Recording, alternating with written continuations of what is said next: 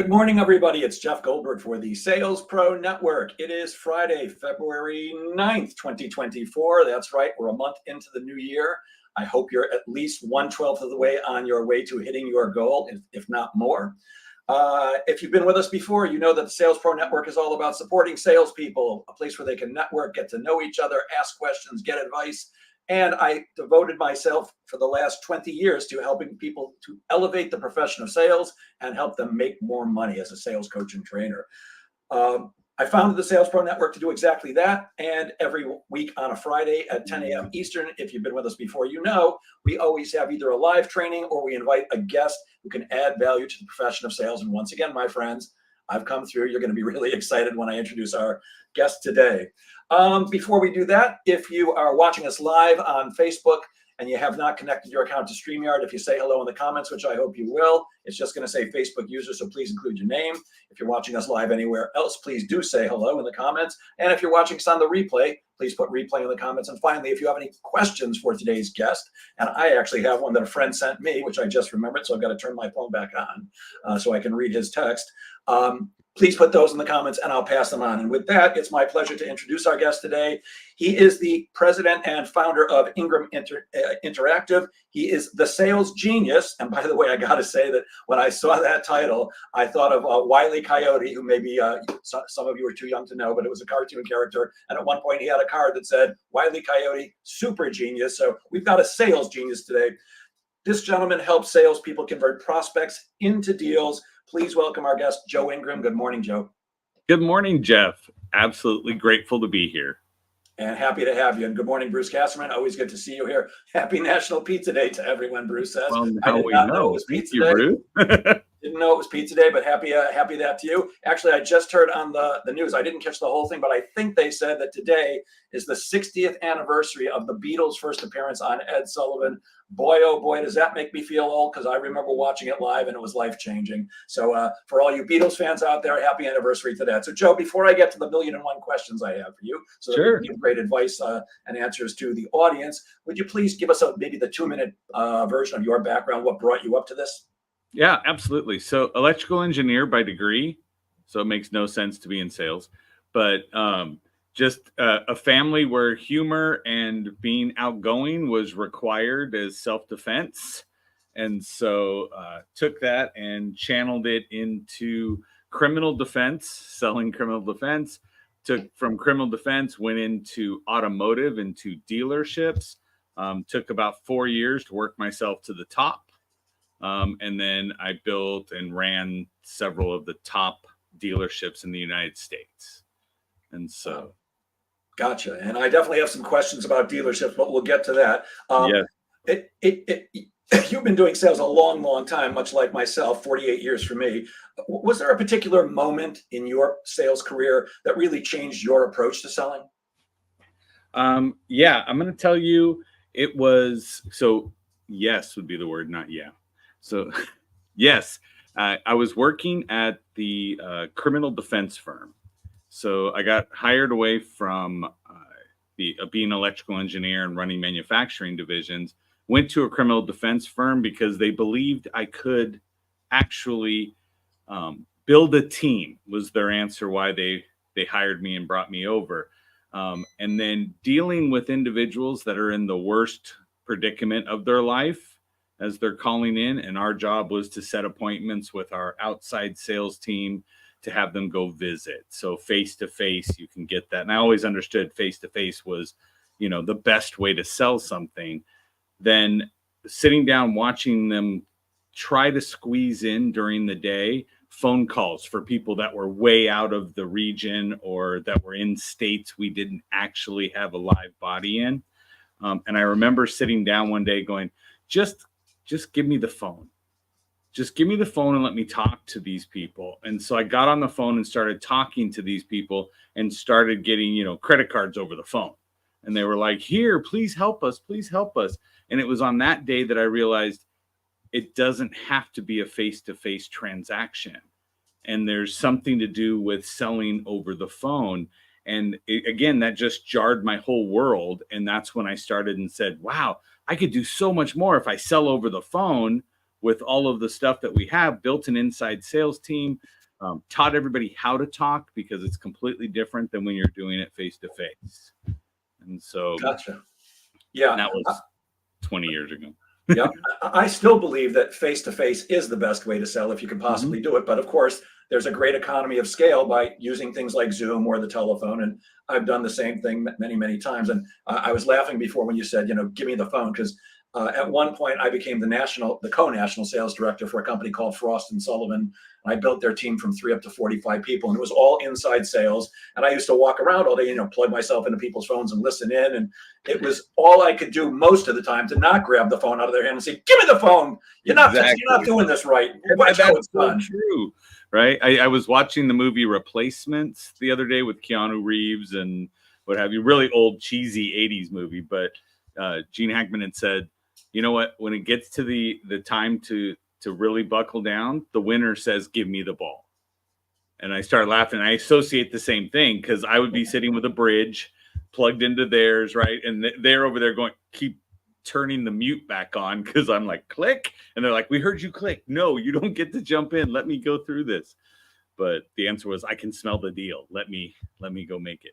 Yeah, it was always a balancing act between, I want to close the deal for them, but I'm really not training them if I don't let them go through it and Right. critique. I'm not the manager creating somebody self-sufficient. I'm creating everybody to be an opener for me to be the closer. Yep. Exactly right. Teach a man to fish and so on. Yes. So I know that you either exclusively or almost exclusively work with auto dealerships, and I certainly heard you say that you built teams there. But is there a reason why you'd focus on them now? I focus on automobile dealerships. Well, I have a complete passion for cars. I think right now I have 10. You have 10 cars? 10 cars, and it's my wife and I. So there's really no need for it, but it is a passion. And so to me, I loved automobiles. I grew up in a gas station with my dad, who owned gas stations, and fixing cars when I was 14 on up. I don't do it anymore. They're way too techy. And then, but again, I had a passion for cars. I didn't even realize there was an automotive business to get into until I answered an ad. Once I got in there, it is literally the heyday for salespeople. When I say that, it's every day is the hunt. Every day is the I need to make a check today, right? Which is the good and the bad of the car business that's there. But I've always found it to be the instant gratification location kind of deal. And that's what attracted me. Now, what keeps me there is the desire to fix this really bad association that people have and that people earn in the car business as they are now. So that's what I go into. My dealerships don't treat people the way, because again, you start with the owner, talk to them, explain and say, "Is this what you want to be remembered for?" And then comes down and go, "Do you really want somebody to hear your name at the grocery store and attack you?" No, you don't want that. And so let's make it a reputable place, and let's treat people right. Well, I love hearing that, and I want to talk more about that. But before I get to that, what's your current favorite car that you own, and what's your favorite car that you've owned of all time? Okay, so my favorite car that I currently own is, it's embarrassing to say, but it's my Volvo CX-60.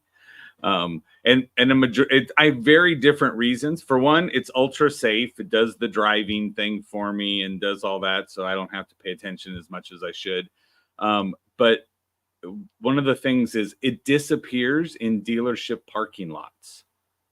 So when I pull in and park, nobody comes out and goes, "Hey, you're in customer parking. Can you go move your..." Nobody sees it. It just disappears. And I'm like, okay, great. Because I had a situation where the car that I loved the most, which was my C7 Corvette, okay, and it had the BDC Genius for Business Development Center on the license plate. It was white, chromed, everything. And so anywhere I parked it, people knew I was there. And so on that one, I was training a dealership. I have 20 salespeople in a room, and the general sales manager runs in and goes, "Oh my gosh, the owner saw your car out there, wants it out of customer parking. Give me your keys," right? And I turn around, throw him my keys. He takes off, leaves. couple hours later, I'm still training people. We're going in and out. Another person runs in. The used car manager runs in and goes, "Oh my God, give me your keys. You parked in the controller's parking spot." And I'm like, I have never met the controller. No idea where they park. What are you talking about? They're like, "Give me your keys." I go, "I don't have my keys.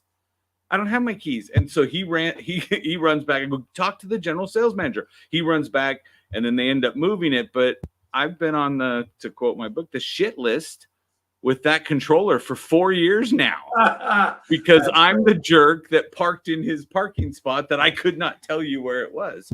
So that is great. So yeah, I've considered many times getting a vet because I'm a guy and every guy wants to own a Corvette at some point. I've had Jeep Grand Cherokees for the last 6 or 7 years because they have this huge cargo space, and I have 3 kids who have all been in college. I've been driving back and forth and moving stuff around, but the last 2 graduate in May, and my lease is up a year from May, so we may be looking at that vet eventually. I have one of those too. I have the 4xe. That's the partial electric one too, the Jeep Grand Cherokee. But one of the biggest dealerships I ever built up and ran was a Chrysler Dodge Jeep store. So Jeep Grand Cherokee SRT8, that was like the number 2 behind the Corvette. I love my Jeep. I really want to get to the question, but I can't resist. I never considered myself a Jeep guy. I had been driving a Honda Accord for a while, and I was like, "Oh, I hate."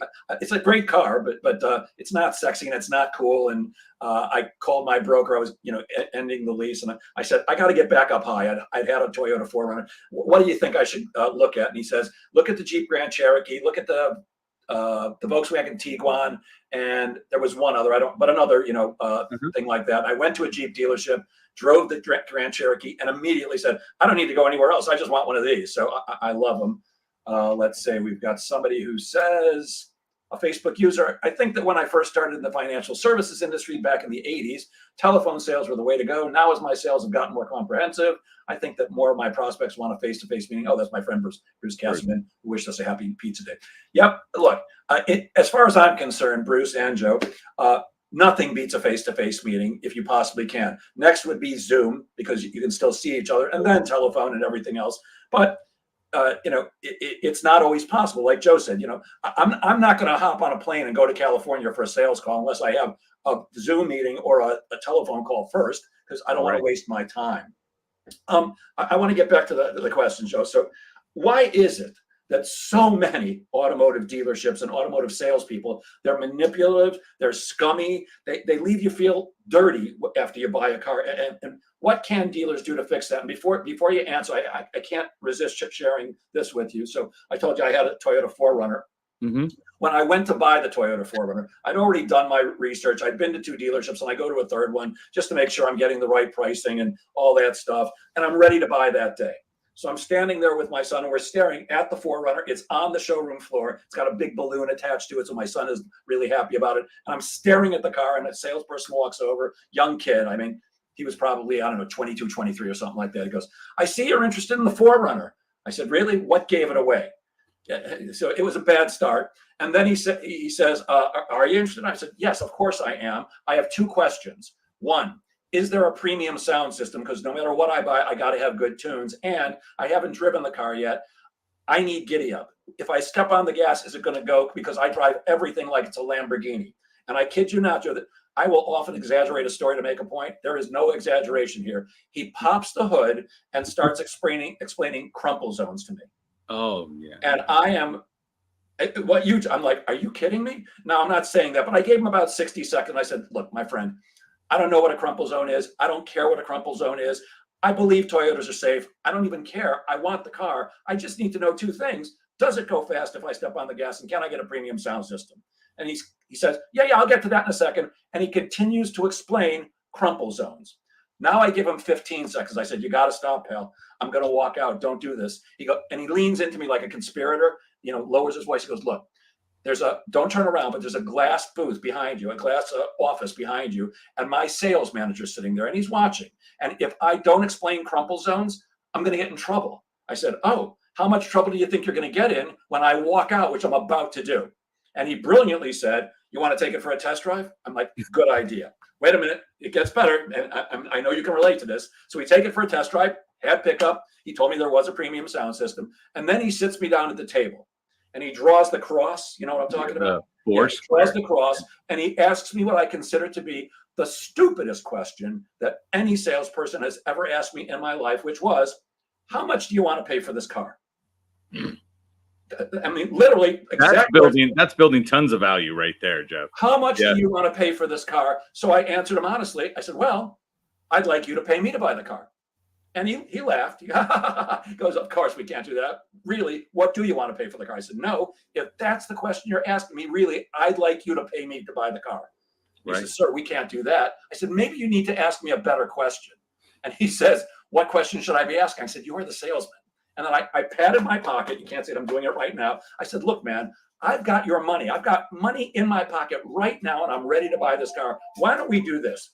Go get your sales manager, because you know that you're going to give me a price. Then I'm going to say, you got to do better. You're going to go talk to your sales manager. Then you're going to come back with another price. And then you're going to go back to your sales manager. And eventually your manager is going to walk over and he or she is going to give me the deal I'm looking for. So go get your manager right now and we'll do this deal. Well, we went back and forth. And here's the end of the story. An hour later, I drove away with the car, and my son, who at the time was, I think, 6 years old, looks at me and says, Daddy, why were you so mean to that man? I said, oh, simple. He's an idiot. So why is it, Joe, that salespeople in automotive dealerships are such morons, and why do they do that stuff? So I will tell you that it is the top-down mentality that I am out there trying to correct. Sales management forgets where they came from, right? That they came up with a manager that wouldn't tell them anything, right? And said, you're going to follow these steps. Well, again, I go into dealerships and they're like, oh, well, we have 6 steps to a sale. Oh, we have 8 steps, right? We have 10 steps. And I'm like, I don't want to run into the dealership. One of them had 18. I was like, I don't even get it. 12 steps is a recovery program. So why is it that you would have any amount of steps, right, beyond that? And so looking at it, the answer is I'm going to control the people by owning their activities, not their ability to communicate with a customer.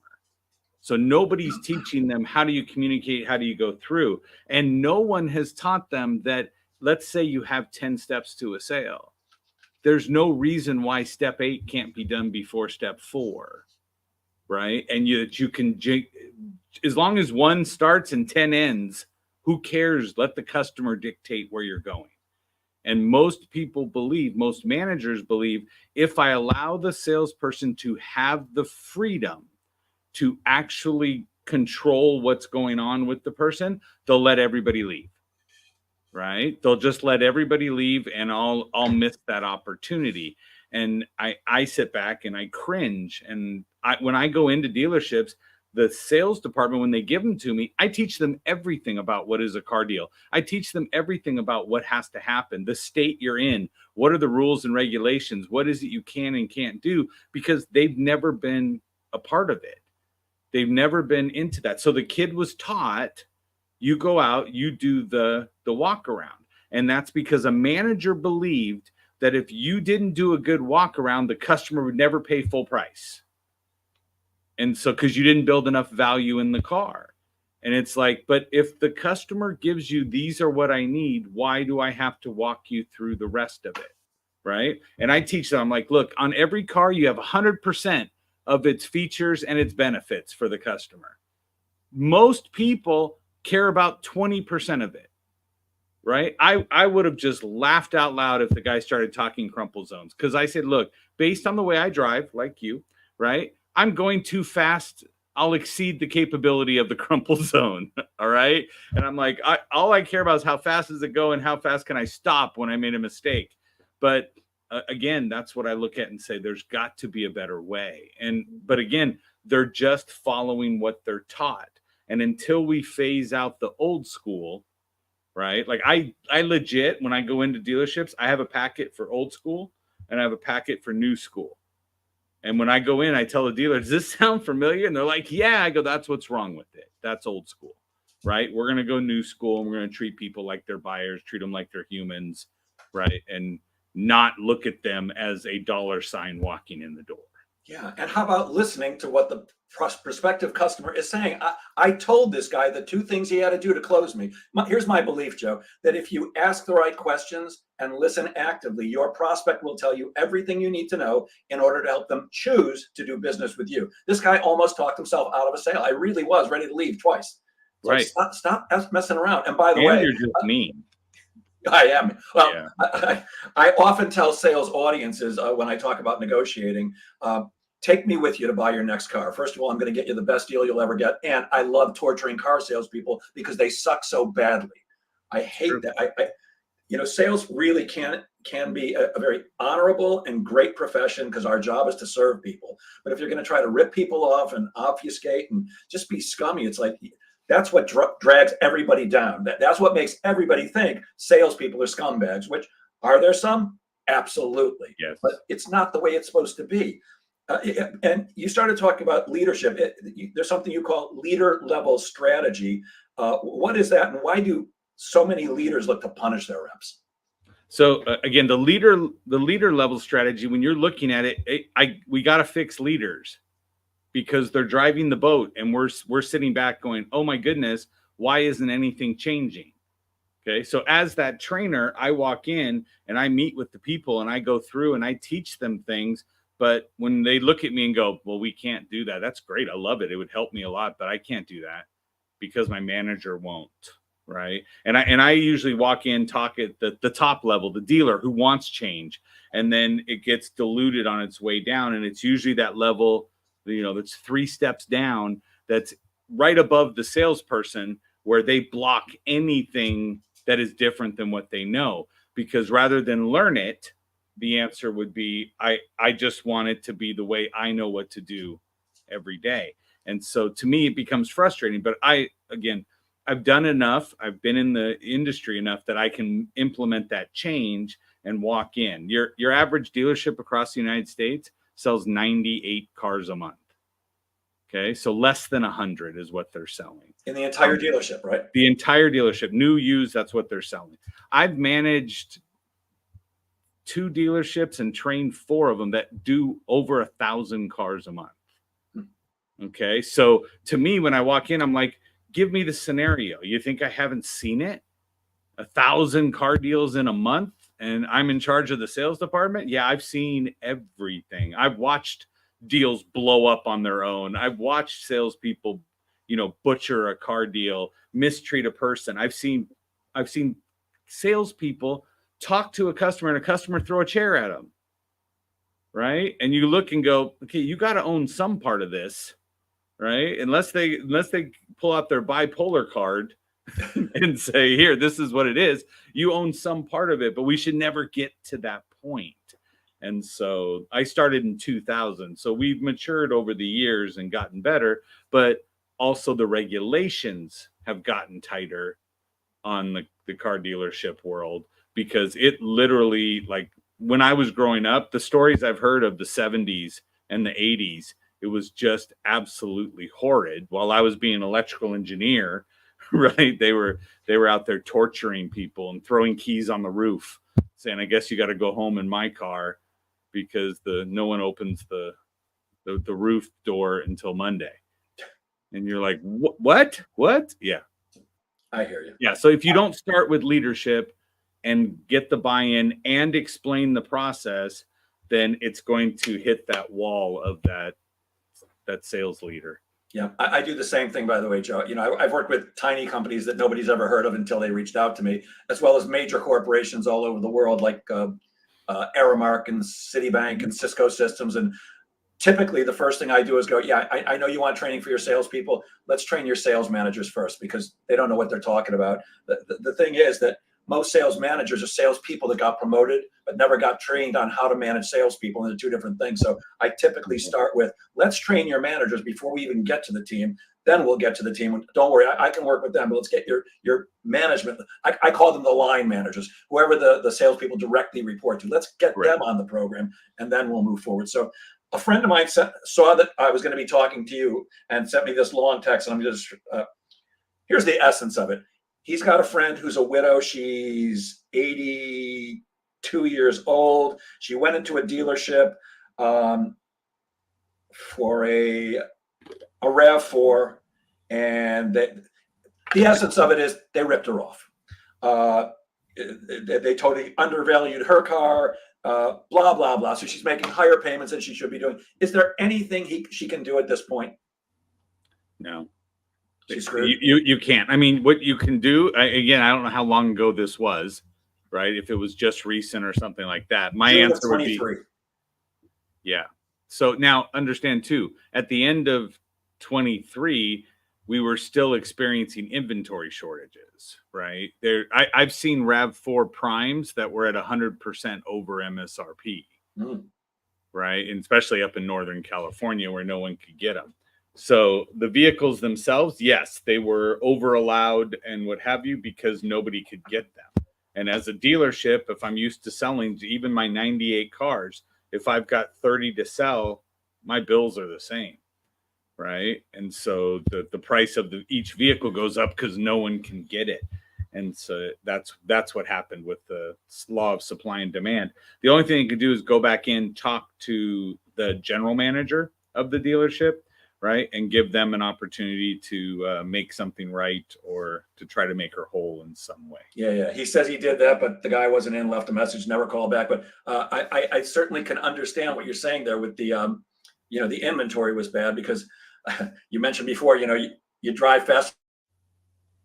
Did crash my last Jeep Grand Cherokee about a year and a half ago, something, maybe a year ago.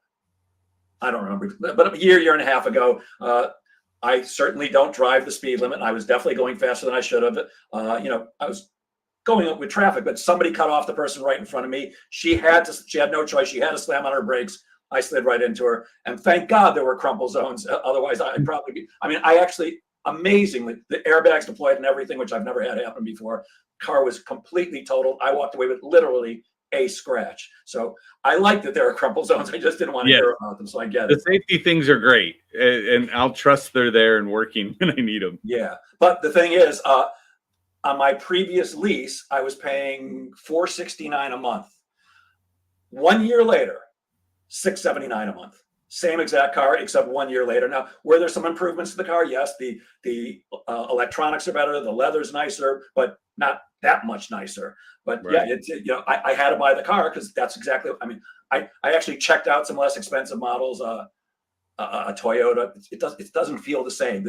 I love how solid this car is, and it does all the things I want to do. Anyways, you mainly work with automotive dealerships, but are the things that you teach automotive sales reps only applicable to that industry? In fact, are there some fundamental principles that you believe are crucial for all salespeople, regardless of what they sell? Absolutely. So like I work, so my favorite thing to do is take the virtual prospect and make them into a person inside your brick and mortar business. That's what I enjoy. In the automobile business, that's something that has to be done. And so, but it's also the same for the companies I work with, which are like, I work with very large moving companies. How do we do virtual things to make sure they don't have to go out to all these people and we can build on scale? Dentists, chiropractors, things like that. I have short little courses to get their people to set more appointments for people to come in because the chiropractor is not doing house visits. So it goes across. I do teach, I teach software sales companies. I teach people that I consult for video game companies. For how do I get someone to bump for the next little knife or something that's inside the game to help them go through. So it's a profit generator. I love the fact that we can provide enough value and get somebody to spend the money. So it doesn't matter where it's at. I look at it and I go back to, so the easiest way to say that you know something, right? It was Einstein. If you can't explain it to a child, you don't know it well enough. And so for me, the easiest and best explanation and the principles for sales is like, listen, believe, and buy. Okay, so I keep it that way. So anytime somebody goes, I have 10 steps to a sale, I go, I can break them into the 4 categories, right? This is how we get people to like. This is how we get them to listen. This is how we get them to believe. And then this is how they feel comfortable enough to buy from you. And that goes for every relationship you've ever had. Right? It's gone through you and I communicating back and forth for you to say, be on the show. right? Because you and I exchanged on the show. You were on mine. I liked you. I listened to you. I was like, this is fantastic. I believe what this guy is saying. Yes, absolutely. So when you make an ask, it becomes easier for me to say yes.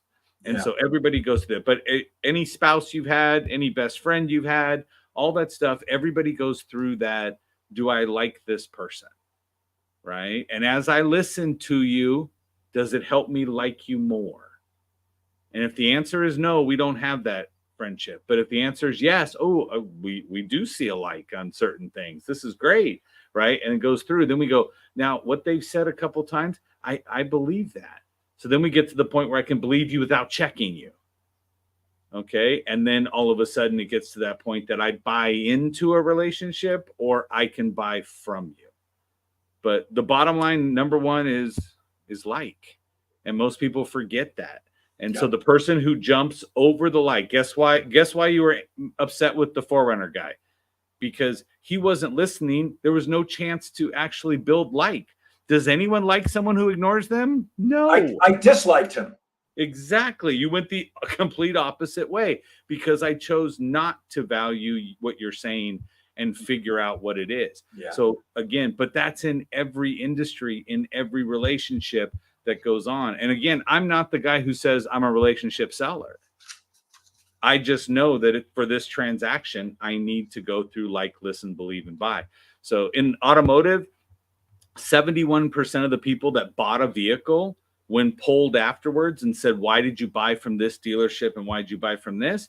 71% was because I liked my salesperson. Okay. And so then everybody goes, yeah, that's great. I go, no. That means 29 bought in spite of you.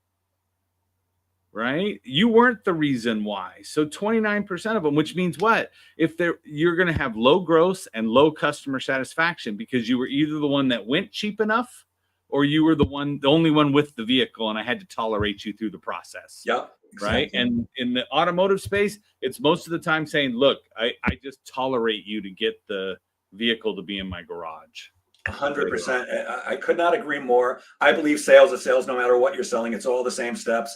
And I use a car broker these days. I've used them on my last several vehicles. Why? I like them and I trust them. And certainly the first time I bought, I checked his price. I have it on the last 2 cars that he got for me because I like the guy. I like doing business with him. He makes it easy for me. He's fun. He delivers the vehicle right to my house, brings the paperwork. I don't even have to go to a dealership. And he's a real likable guy. So I'm with you 1,000,000%. We're slightly more than halfway through, and we need a word from our sponsor, which is me. I actually was supposed to record a commercial, but I've been so swamped lately. So you guys are listening to the Sales Pro Network, which is dedicated to helping salespeople increase their income and elevate the profession of sales. I am often asked for private coaching, and it's a large investment. I don't work cheap because I'm good at what I do, and I know that not everybody can do it for because they don't have the money. And I've been searching for years and years to come up with a way where I could serve more people. And don't get me wrong, I like getting paid for serving people, but serve more people and still make money. So I've come up with something called the Sales Pro Insider Network. It's a group coaching community. We meet twice a month on Tuesday nights from 6 to 7:30 p.m. Eastern. It's me and whoever shows up just getting coaching, just like Joe and I are talking. We're having a conversation. Tell me what your biggest problems are, and I'm the sales problem solver. I'm going to help you solve them. That's the first meeting of the month. The second meeting of the month is me with a guest coach. Last month, we had a coach talking about marketing message that get engagement. This month on the second session, we're going to have somebody talk about work less hard and make more money. I'm certainly interested in that. And next month, in March, we've got somebody who's an NLP expert, neuro-linguistic programming, and she'll be talking about that.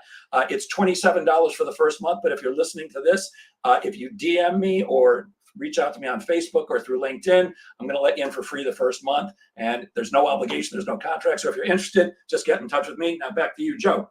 We're both a couple of what I call old sales dogs, although I think I'm a little bit older than you.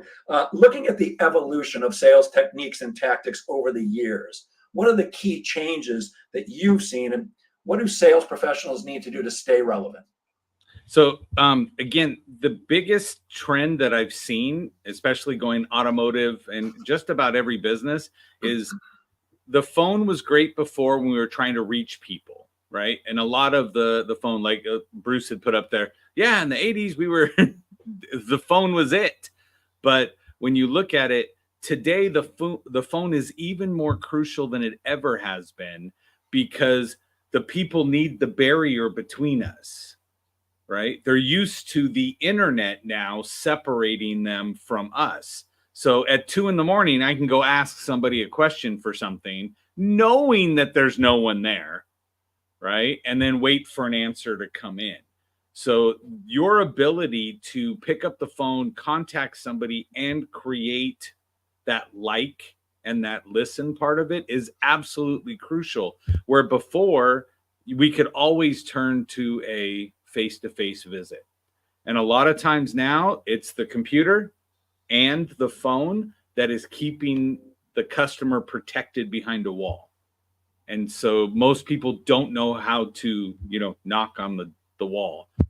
Let's have somebody let them in. They're just immediately start hitting the wall with their sledgehammer of the phone. So it's the etiquette and it's the ability to communicate effectively is what's necessary. When face-to-face salespeople pick up the phone, you lose it. It's not the same. They go, it just doesn't work. And I'm like, that's because you can't see the person. You're depending on body language when there is none over the phone, right? Or the worst thing is they take everything they say face-to-face, right? And then they go type it into a text message. And it's like you look and go, what are you saying? What is this? Right? I have a guy who's trying to sell a $160,000 vehicle, putting little truck emojis and heart eyes in a text message. I look at him, I'm like, he goes, my customers like it. I go, your manager sent you in here because you sell 4 cars in a month, right? And the minimum's 12. So he didn't send you in here because you're the rock star that knows what your customers want, right? And I took his phone and I backspaced out and said, okay, he'll answer you back in a few minutes with the appointment time he wants to see me. And he goes, my people, he's like, I'm like, what time's he coming in, right? But again, people forget that. And again, I use a term I call assumed rapport. I just assume we're friends until you check me back. But I don't assume I'm not professional. And that's where most people miss it, right? They go into, well, if I'm your friend, I don't have to be professional. I'm like, if I want money, I have to be professional. I have to earn $160,000. Exactly. And I'm like, I can be friendly and professional. Heck, even in ChatGPT, you can select that. So it's like, come on, there's a tone that's categorized that way. Don't just make it friendly or, not professional. Yeah, and I think a lot of it is often salespeople sell the way they want to sell instead of the way that people want to buy. I think it was Jeffrey Gitomer that said, nobody wants to be sold, but everybody likes to buy stuff. Right. And again, the answer is, how easy can you make it for somebody to buy from you? And if your salesperson is a hurdle for them to jump, you're automatically missing deals. I'm so with you. I can't tell you how many times I've told salespeople, make it easy for people to say yes. Make it easy for people to place an order. Don't send me into the finance manager to take up another hour of my time. I got your money. Let's just do it. Crazy. You mentioned AI, Joe, and I'm a big fan. I think there are some pitfalls that we need to be incredibly careful about. In fact, just this morning, I responded to a friend on LinkedIn who posted something about AI, and I could immediately tell it was written by AI. Now, he's a big fan of it. He's actually a genius when it comes to that stuff. But my belief is that there's a danger, and the danger is not that AI is going to replace salespeople, at least no time soon, because I can 95% of the time, I can tell when something was written by AI. And that was my response to him. I said, yeah, I love AI, but I can tell that was written by AI.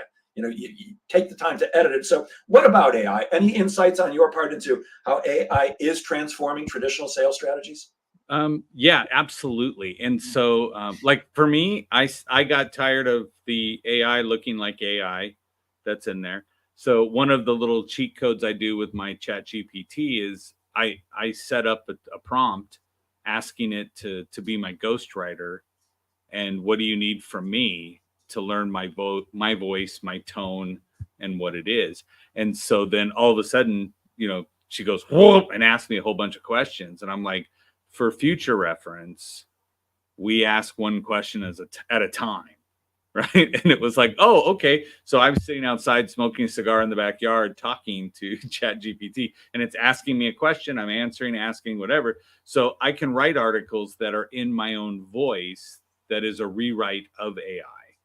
And so that's one way you can look at it as far as learning what you're doing and have it to help you. And always take out the first sentence. Whenever it builds you an email or anything else, it says, I hope this email finds you well. Yeah, that's the start of every AI email. Okay, so don't do that.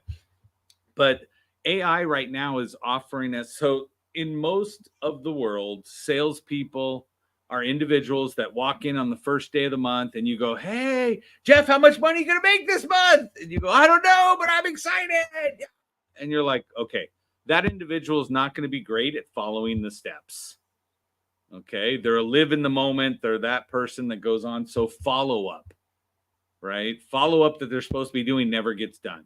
Every time I walk into a dealership, I go, hey, pull up your CRM, show me the overdue tasks. And even somebody who's on top of it still has 100-something overdue tasks for their team. And so now I built my own AI for coaching. I saw. Right. And Very so cool. I built that one so that they can ask questions on the fly, right? Or ask that question that their manager has told them twice that they didn't understand and goes through. But I've also been working with companies on how do I get AI to do the follow-up? How do we get it to sound more natural? Right. And so the overall looking at it, we have the ability to have AI do text message and email follow-ups, right? We haven't got to the phone yet, but there is a couple companies out there that do it, and it sounds pretty amazing. But looking at it, sales is going to be catered to those that excel face-to-face. We're going to go back to that way because we can have AI do all of the work up until the point of getting it done. I was with a company yesterday, and they're at 18% of overall leads received by a dealership. The AI can take it all the way to an appointment that's confirmed. Wow. And I'm like, okay, great. That works for me because right now I'm lucky to get a 10% close, right? So that means you'd have a 20% show or 30 to 40% set when you're looking at it from the lead to an appointment. And so I'm like, if half of them are being done by the AI because they're better, then that's going to help those salespeople that don't know how to transition to phone. And it gives you more time to do the actual selling. Yeah. And now it's not going to hurt you that you're face to face with somebody. Yep. And I think you also have a product where it'll actually create an avatar of the person and respond, interact with potential customers, right? Is that the one you're Correct. talking about? Yes. Yeah. Yes. Looks very cool. There was something else that looks cool because I love titles. What is the War Games Group? War Games Group is my sales coaching program.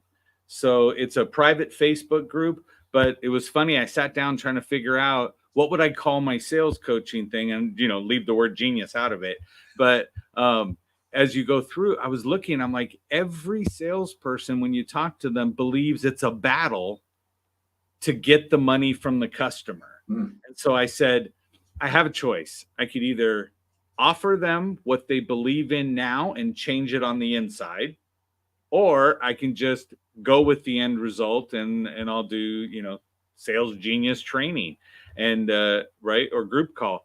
That I said, I'm going to go with War Games. So I went with War Games, got cool sound effects from war and stuff like that. Then once you get inside, we explain to you, it's not a battle, right? It's not this, but I can't explain it to you until I have you inside looking for how do I win the battle. And a couple of times I'll go through and change my whole presentation of what I want to teach today and put it into a battle theme.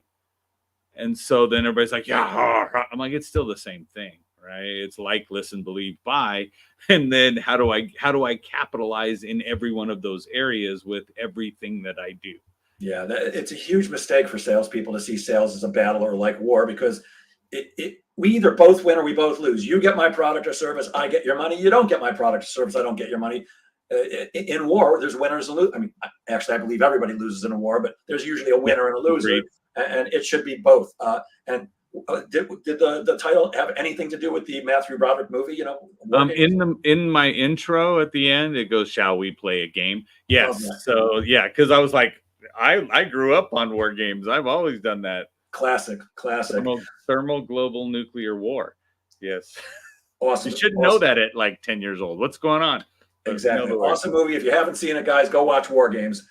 You also have a new book called Laugh and Learn: The Art of Edutainment. Now, I've used that term many times myself in describing what I do. It's edutainment. But for those who aren't familiar, what is edutainment and why is it important?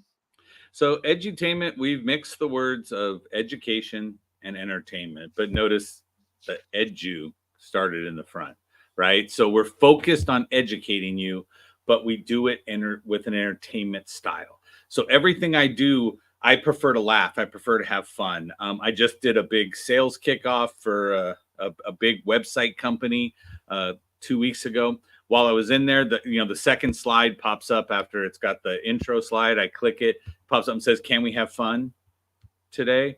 Right? And everybody's like, "Well, and then I have the yes flash, and the no gets smaller and smaller in the animation. And they're like, "I don't want to persuade you in any way," but by the time you're done, the whole screen says yes. And so everybody goes, "Yes, we can." So I believe that if you don't like someone, you don't laugh at what they say.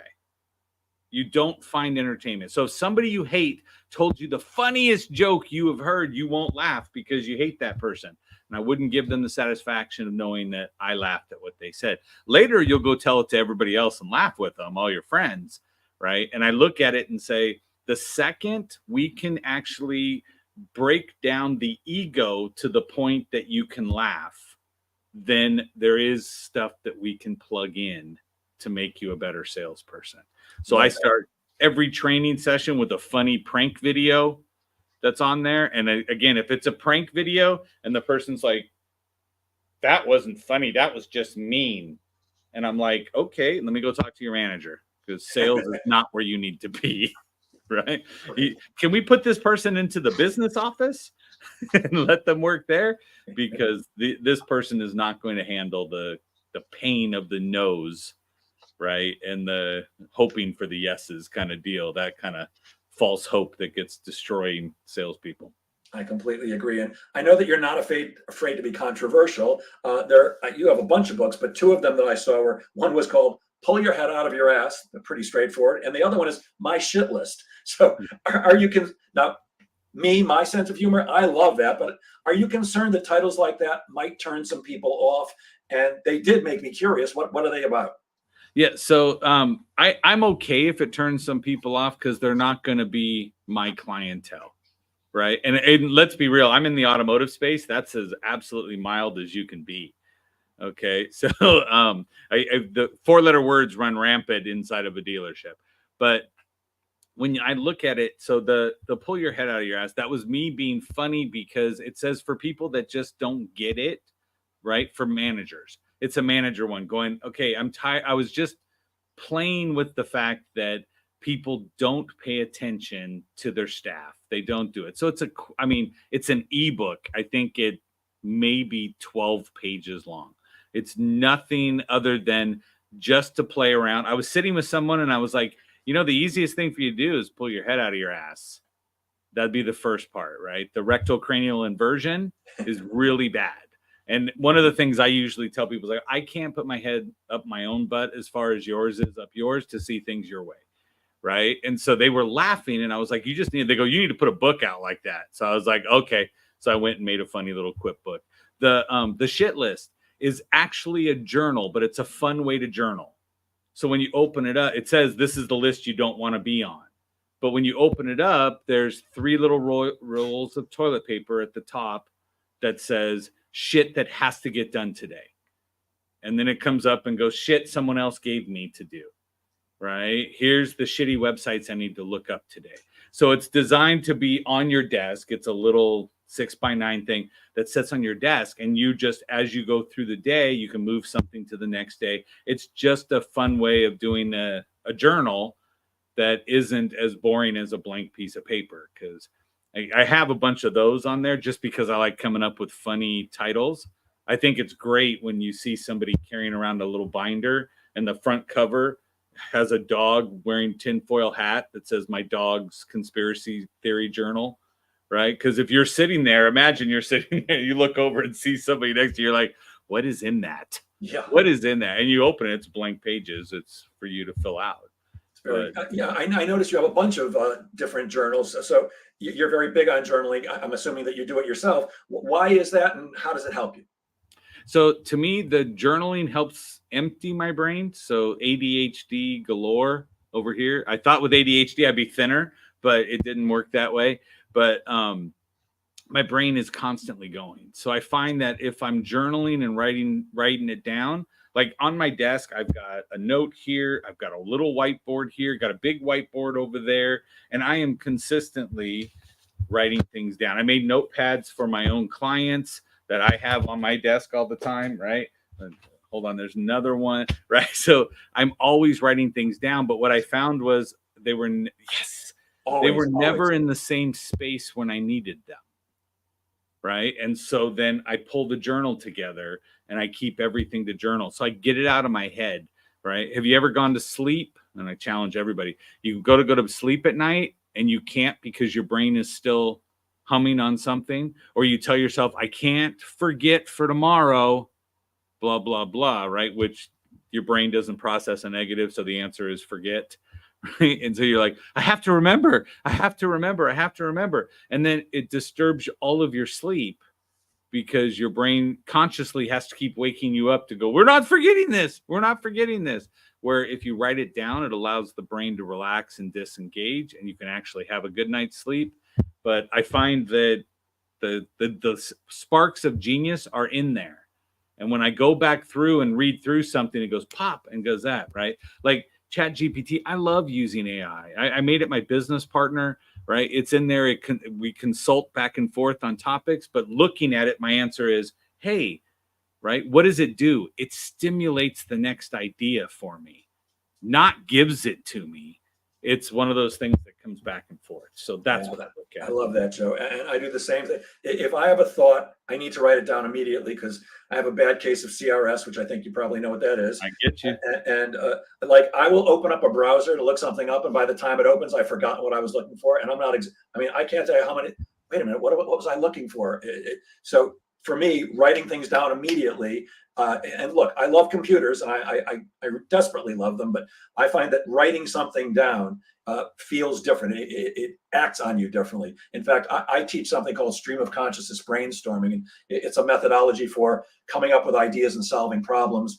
And it's really just you writing stuff down as it pops in your head. And I always tell people, don't do this on a computer. I love computers too, but writing is more immersive. As you're writing, you feel it, you think it, you see it. So I'm a big fan. I see we're getting close to out of time, so I've got a bunch more questions.